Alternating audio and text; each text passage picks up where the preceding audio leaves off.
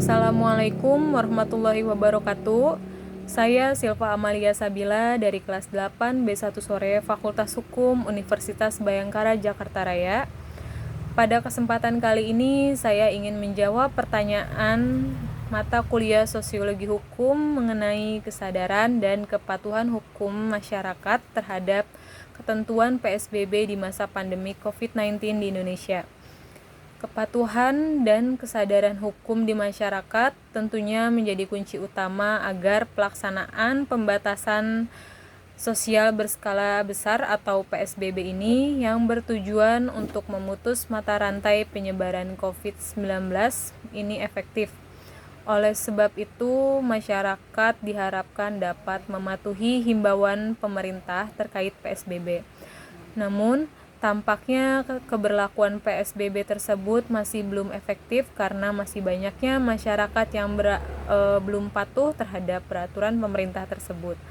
Bahkan, tidak sedikit bagi mereka yang nekat untuk melanggar ketentuan PSBB ini dengan alasan selain tidak ada dampaknya terhadap pembatasan penyebaran virus corona, juga didasari kekecewaan terhadap pemerintah yang dianggap konsisten dalam pelaksanaannya di lapangan.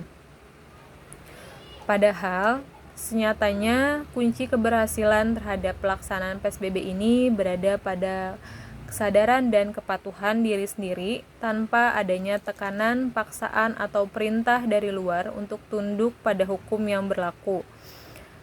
Dengan begitu, kesadaran dan kepatuhan diri sendiri ini akan menjadi kesadaran hukum yang sangat penting di masyarakat dengan mendisiplinkan diri sendiri untuk taat kepada apa yang menjadi himbauan, petunjuk atau arahan yang sudah ditetapkan pemerintah. Misalnya dengan menggunakan masker, work from home, social distancing, physical distancing, tetap berada di rumah, dan sebagainya untuk mentaati pembatasan sosial berskala besar atau PSBB tersebut guna menekan penyebaran COVID-19 yang angkanya saat ini sudah mencapai lebih dari 30.000 orang yang positif di Indonesia.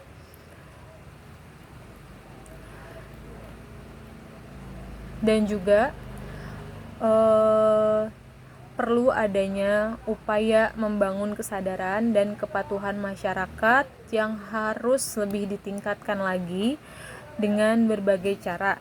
Di antaranya, yang pertama, dengan melakukan komunikasi yang lebih efektif, yaitu melalui berbagai media dan metode yang sesuai dengan keragaman usia, pendidikan dan budaya masyarakat atau kearifan lokal dan sebagainya. Yang kedua, perlu adanya kampanye yang lebih jelas dan terarah sehingga masyarakat memiliki kesamaan pandangan untuk melakukan upaya pencegahan dan penanggulangan penyakit tersebut. Yang ketiga, mempermudah akses kesehatan dengan informasi yang lebih jelas lagi dan terus-menerus sehingga masyarakat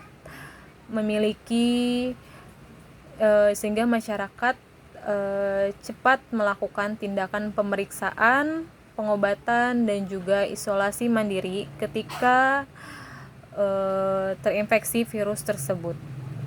Yang keempat, adanya kebijakan yang konsisten sehingga tidak membingungkan lagi bagi masyarakat.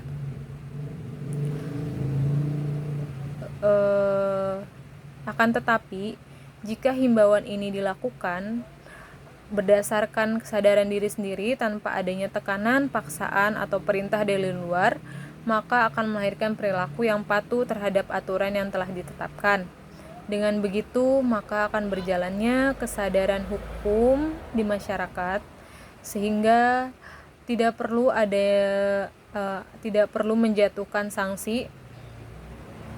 Namun demikian, ancaman tersebut tidak akan berarti apa-apa jika tidak diikuti dengan kesadaran dan kepatuhan hukum dari masyarakat.